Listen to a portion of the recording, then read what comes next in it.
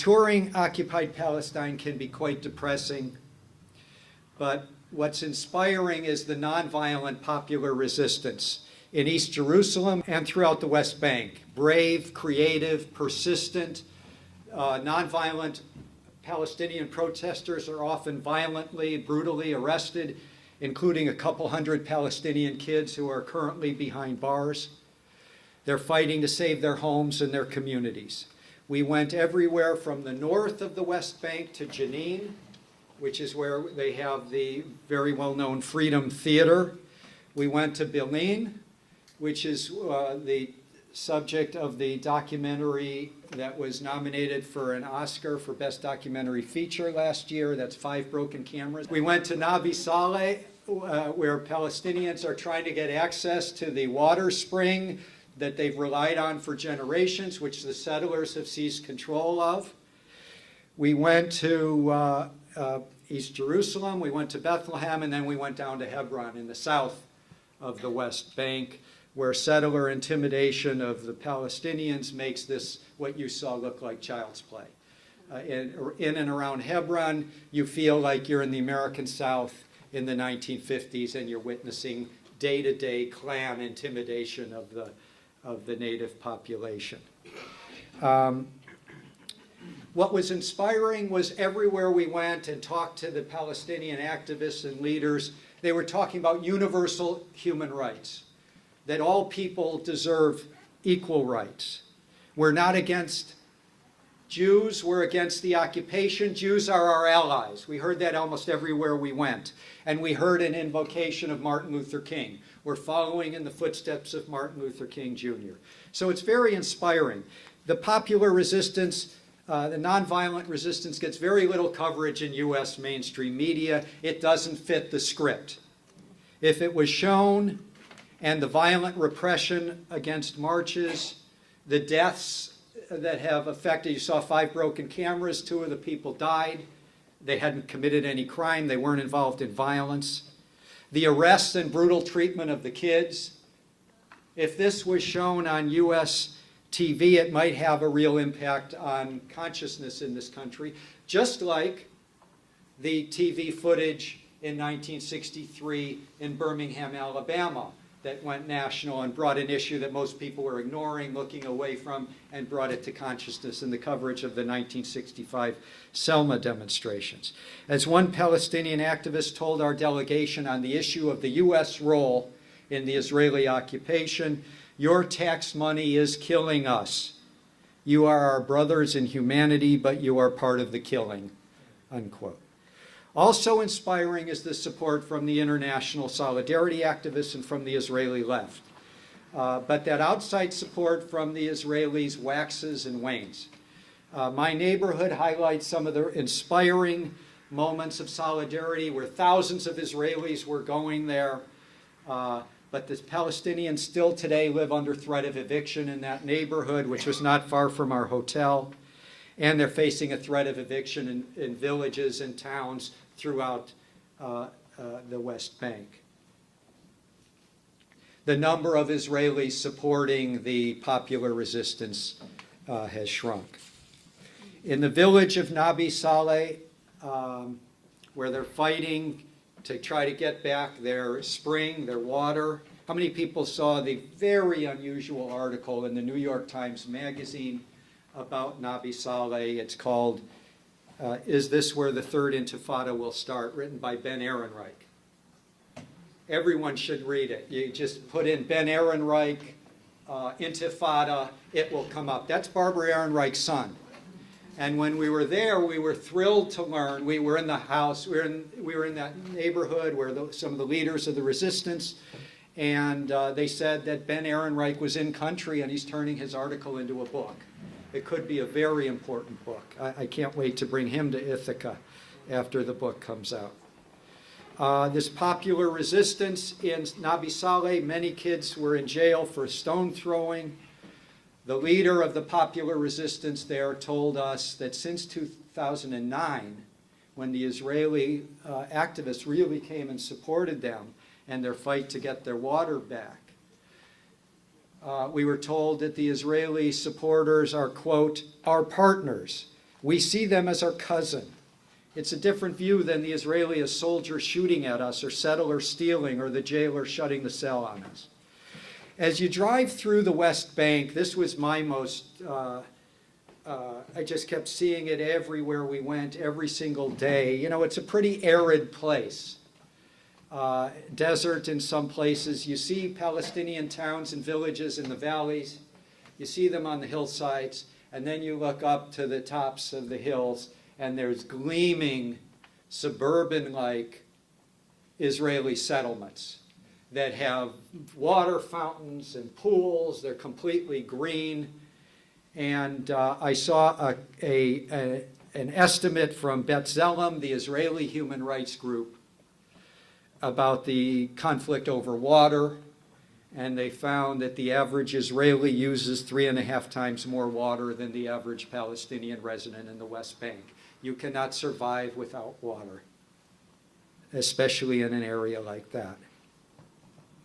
It reminds one of the settlements are getting the diverted water, and they're just lush and they're green. It reminds one of the quote from Ariel Sharon when he was the foreign minister during the Oslo talks, and he was quoted telling activists from a right-wing party, "Run and grab as many hilltops as you can. Enlarge the settlements." That's the idea of changing the facts on the ground. In the village of Belin, where 5 Broken Cameras was filmed, the popular movement has succeeded in driving the separation fence back toward Israel. Villagers have taken a large section of the land that they had lost. As that movie begins, 5 Broken Cameras, farmers cannot get from their homes to their olive trees. Now they can. And with the help of international solidarity activists who were involved in Belin from almost the beginning, they've now built a beautiful playground out near the olive trees. Nevertheless, it still looks like a battlefield because you can see the tear gas canisters still strewn around. And if you look closely, you can find the printing on the canisters. And a lot of them were built in a factory in Pennsylvania, not far from where two of the delegates on our group live. We slept overnight in Belin in people's homes. We stayed up past midnight talking to the brother of the filmmaker of 5 Broken Cameras. Belin is quieter now. They've won this victory. They've built the playground. I think Beth wants me to talk a little bit about the tensions between the nonviolent Palestinian resistance and the Israeli supporters. Initially, I think, like in 2008, 2009, there was a lot of misunderstandings and tension, as sometimes the limelight was going to the Israelis, and the Israelis were seen to be speaking for the movement. It seems to be a very small issue now, as both the Palestinian resistance and the Israeli supporters are telling you very clearly over and over that the Palestinians have to be in the lead. They have to make the strategic decisions because they're going to live with the success or failure of those strategic decisions, while the Israelis can go back to their rather comfortable lives in West Jerusalem or Tel Aviv. So I think the misunderstandings are largely gone, but the complaint we got from Palestinian activists is there's just not enough Israeli supporters. And the few Israeli supporters there were seemed to be burnt out. Hebron. We're now in the south of the West Bank. It's the largest Palestinian city in the West Bank, 170,000 Palestinians, several hundred settlers. Some of the more fanatical Israeli settlers have moved into the heart of the city, and they're accompanied by an awesome military occupation force that has turned parts of Hebron into a ghost town. No one's allowed to go there. People, the Palestinians that grew up on those streets, that had businesses on those streets, it's all shuttered because a few hundred Israeli settlers have moved in. B'Tselem, the human rights group, has distributed cameras to Palestinians so they can document what's going on when they get harassed by some of the more fanatical settlers. If you Google B'Tselem video Hebron, you'll see the horrific footage. And not only the settlers harassing Palestinians in their day-to-day lives, you'll see the military authorities, the Israeli soldiers, who basically look the other way. If they see a problem, they'll try to diffuse it. No one gets, the settlers don't get arrested. We met young folks from Christian peacemaker teams, which was really impressive. These are mostly U.S. young people. They're witnessing and documenting the harassment in and around Hebron. In Hebron, we had a long meeting with David Wilder. Wilder is the spokesperson. Others have met David Wilder. He's the spokesperson for the Jewish community of Hebron. He's the only person during our whole tour who never said a word about human rights. It didn't come in. He didn't mention equal rights. He didn't mention peace. His every statement was about what's good for my group and to hell with everyone else. And of course, you can't trust anyone else. Wilder came to Israel in 1974. Where else could he be living today but as a settler trying to push Palestinians out of his way? You'll remember the oppression that this guy had to flee from in 1974 when he fled Bergen County, New Jersey. Everywhere he goes, he's got a revolver on his hip. I asked one of the Palestinian activists in the city of Hebron, what would happen if you carry a gun? Said, if we're found with a fruit knife, a paring knife, we might do months and months in jail. One of the most interesting and moving places I went to was in the South Hebron Hills. We went to a village called Atawani. You've got settlers who have moved and basically are circling this little village. You know, the settlers are, you know, the land belongs to us. They're trying to harass the villagers to leave. It's something we saw up and down the West Bank. Settlers have come in and poisoned the well that these farmers need. It's an agricultural village. They chopped down the olive trees. The Israeli soldiers demolished the village mosque and demolished the village school on the basis that they didn't have the proper building permits. The villagers keep rebuilding. They keep resisting. The women are taking leadership because the agriculture can't sustain the village. They're making crafts. They're selling them. It's pretty inspiring in a very conservative place to see women taking this kind of leadership. What village is that? It's called Atawani. Israeli lawyers are fighting for them. It's right near Hebron. Israeli lawyers are fighting for them in the courts. And one of the most delightful groups we met was an Italian group that described themselves as a human rights peace corps. It's called Operation Dove. I encourage you to go to their website, operationdove.org. And they accompany the farmers from these villages out into the fields, and they go with video cameras and they try to document what's going on and the usual failure of the Israeli soldiers to make any arrests. I got an email from Operation Dove 6 days ago, and it goes like this. Atawani. This morning, Palestinians discovered 48 new olive trees destroyed alongside Bypass Road 317. By the way, they send all their stuff to the European Union.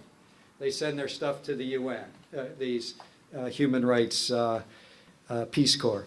The olive tree groves belong to Al-Shatat, been planted 6 years ago at 10 a.m. this morning. The owners, several internationals, and B'Tselem staff members gathered near the destroyed trees waiting for the police. After 20 minutes, the Israeli police and army arrived on the scene and documented the incident. On May 10th, 62 olive trees had been cut during the night in a field next to Bypass Road 317. On a small wall near the olive grove, the slogan, quote, "Price tag for those who steal," unquote, was found. The price tag policy, according to B'Tselem, is the name given to acts of random violence aimed at the Palestinian population and Israeli security forces by radical Israeli settlers. Everywhere we went, we heard about the price tag. If the settlers are upset about anything, something at the United Nations, something in an Israeli court, something at the Knesset, they take it out on the local Palestinians with some sort of menacing event or harassment or vandalism, and they leave the quote, price tag. Operation Dove is inspiring. Another high point for me is we met with the Israeli journalist Amira Haas. Amira Haas is a daughter of Holocaust survivors for over a decade. She's the only Israeli journalist who reports and lives inside the occupied territory. She reported from Gaza. Lately, she's been reporting from the West Bank. She writes for the mainstream liberal daily Haaretz. As a journalism professor, it was a real thrill. And Beth was doing her best to try to get Amira Haas to visit Ithaca on her last trip to the U.S. And I told her she's got a standing invitation to come and speak. I'd love for her to meet my journalism students. We also met a contributor from an amazing online news site that I encourage everyone to go to if you're interested in the issue and have never heard of this site. The outlet is called 972 Magazine. And the link is simply 972mag.com. It's an amazing blog where a group is really keeping track of things day by day. You have a wider spectrum of views, needless to say, about the Israeli occupation in the Israeli media than you have in the U.S. media. It is hard for me to believe that Amira Haas would have a regular perch anywhere in the U.S. mainstream media. Though Jewish, though the daughter of Holocaust survivors, she'd be denounced as an anti-Semite and drummed out of the media. I want to end on the topic of U.S. news media. Nonviolent activists in the Palestinian resistance were regularly complaining about the coverage. When we were in Nabi Saleh, Minal Tamimi, who's working with Ben Ehrenreich on that book, she said, I was in the States on CNN, Fox News, we're just terrorists, we're suicide bombers. You never hear of settlers attacking Palestinians, unquote. And I think it's true that due to U.S. media coverage, the main image that people in our country have of the conflict is basically the image of Palestinians as terrorists. The coverage of nonviolent Palestinian movements with Israeli human rights supporters that would truly subvert the whole narrative, which is why you rarely see that narrative, you rarely see that counter-narrative in U.S. media. It wouldn't compute. Even progressive Americans, I think, are getting this kind of influence. When I was on my way to Israel, Palestine, one of my friends said to me that I should stay off of public buses. And I checked, the last bus bombing was 8 years ago, and it was horrific, as are all of these bombings. But many hundreds of Palestinian civilians have been killed since that bombing, and most Americans are clueless about those deaths. Major U.S. news outlets see the conflict from the perspective of Israel. There's no debating it. In 2002, I remember when FAIR challenged National Public Radio over its biased presentation of the violence between Israelis and Palestinians. When no Israelis were being killed, NPR anchors and reporters kept using the phrases relative calm in the region or comparative quiet, as in this report from NPR's Mideast correspondent near the beginning of 2002. You know, there's been 3 weeks of comparative quiet. Only one Israeli has been killed in these 3 weeks. But during this period of quiet, as FAIR and other groups documented, an average of more than one Palestinian per day was being killed by Israeli occupation forces. It just wasn't in the news. And from the perspective of NPR's correspondent there, that was relative quiet. When the Israelis got killed, the relative quiet ended today. It would often be how the report would go. NPR's ombudsman admitted that this presentation of the news was not accurate and claimed it was corrected, but the bias persisted. And if you go on fair.org, the Media Watch group I started, you'll see the releases about that. Many of you know I worked in mainstream TV. I was at CNN, I was at Fox, I was at MSNBC. My career ended about 10 years ago when I was an NBC News employee working in their huge newsroom in New Jersey. The MSNBC newsroom, there were hundreds of us. And when it became known that I was in the room, one reporter, producer after another came up to me to complain. And, by the third time this happened, I knew what the story was going to be. It was, I've covered every issue. I've covered from every part of the globe. But only when I was stationed in Israel was it clear to me from the editors in New York and Washington that they didn't want accuracy.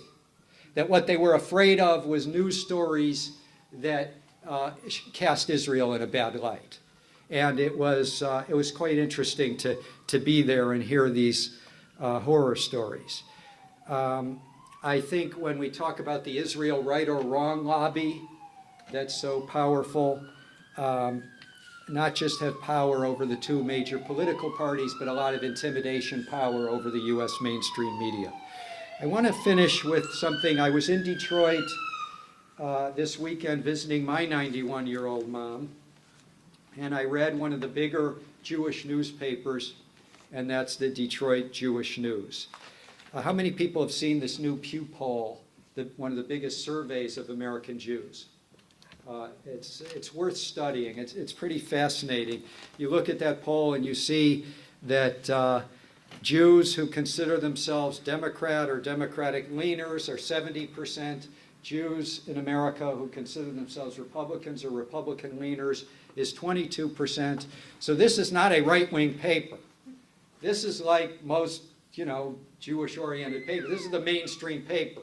It's being read by moderate Jews, liberal Jews, and here was their article about Israel. I couldn't stop myself. I knew it would give me a heart attack.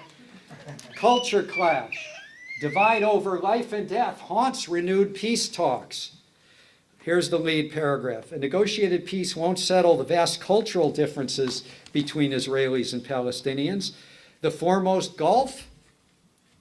While deeds of loving kindness drive the Jewish embrace of life, Palestinians are ingrained by dictatorial leaders to believe at a very young age in the pursuit of shahada, death to achieve martyrdom by killing hated infidels, non-believers. And then there's paragraph after paragraph about a woman in 1978, a Palestinian woman who killed a bunch of Israeli civilians. She hijacked a bus. And then we get to, I'm always looking in a story like this where it's completely one-sided, and I try to teach my students, look for a paragraph that has any numbers. It took me a while to get to the numbers paragraph, and here it comes. Since September 2000, the start of the Palestinian Second Intifada, or uprising, more than 1,200 Israelis have been murdered by Palestinian violence and terror. What's missing from the numbers? The other half of the numbers. It reminded me, when I saw this paragraph, it reminded me of the old George Carlin joke where he's playing like the weathercaster and the sportscaster. We have a partial score in from the West Coast, San Francisco 3.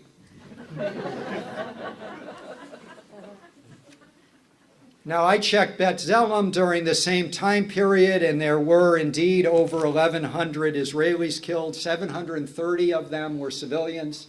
During that same time period, 4,000 Palestinian civilians. B'Tselem analyzes, who is this? Is this person a fighter? Is it an Israeli soldier? Is it a non-combatant? So you have almost a 6-to-1 ratio. It couldn't fit into the article because then the whole article would be revealed to be pretty problematic. Now, what I love about these articles is I'm never disappointed that they're going to find some right-wing person or Christian fundamentalist who completely, a friend of Israel. So sure enough, I get to the bottom and I read about a right-wing congressman. Remember, Detroit's no different than anywhere else. Most of the Jews voted for Obama, 70%. But here they're quoting, I guess, their new hero at this newspaper, Reverend Kerry Bentivolio. He had just been taken over there by AIPAC, and he's he seems to be a real expert on the region. Here's what he's quoted in the paper here. The Palestinian leadership that Israel is supposed to negotiate with is perpetuating the problem of hate so kids can become martyrs. What's up with that? It's tough visiting a culture that wants to kill Jews. Now, I wanted to see who Congressman Bentivoglio was. I have to admit, I'd never heard of the guy. Sure enough, he was recently elected in the Tea Party wave. I read an article about him quite recently from Politico, where he was talking about his dream of impeaching Obama. But the experts told me that I would need evidence. And it's up to us, I think, that Jewish Americans really get our act together and quit putting off the Israel discussion with our cousins and our parents and our kids. We need to have that discussion. We need to have it time after time after time, day after day. All right, I'm going to stop, and we're going to have questions and answers as soon as we take care of a little bit of business. It's a great question. What's keeping these kinds of documentaries off of mainstream TV, even public TV? I think it's fear. I think it's fear that if you do an honest presentation about the human rights abuses there, that the Israel Right or Wrong lobby will come after you. You'll be denounced by Congress. Both parties will put out a resolution that they're tired of the anti-Israel propaganda being heard on public TV. It's a very, very powerful and very vicious lobby. I've been studying this, the Israel Right or Wrong lobby for decades. I'd say they're more vicious than the NRA. And I think their goal is to stop these kinds of things from being, they want to stop debate. I think the Israel Right or Wrong lobby knows that if there's a real debate, they'll lose. You know, we can quote the Israeli historians on the birth of Israel. We can quote the Israeli human rights group B'Tselem. On the facts, they can't win a debate. So they have to stop a debate about the Israeli occupation. And in our country, we're one of the few where they've really stopped it. I think you cited something good, that Five Broken Cameras and another movie critical of the Israeli occupation, which was called The Gatekeepers, the two movies were nominated for Best Documentary Feature Oscars last year. That's a breakthrough. Ben Ehrenreich's piece in the New York Times, which I encourage everyone to run out and read if they didn't at the time, that was a breakthrough. As I was reading it, I said, this isn't the New York Times. I kept checking to make sure someone hadn't slipped me The Nation and pasted in. So there is some good news. Jewish Voice for Peace is a good news story. There are changes happening. It's just real slow. And Palestinians are losing their homes and losing their water every week.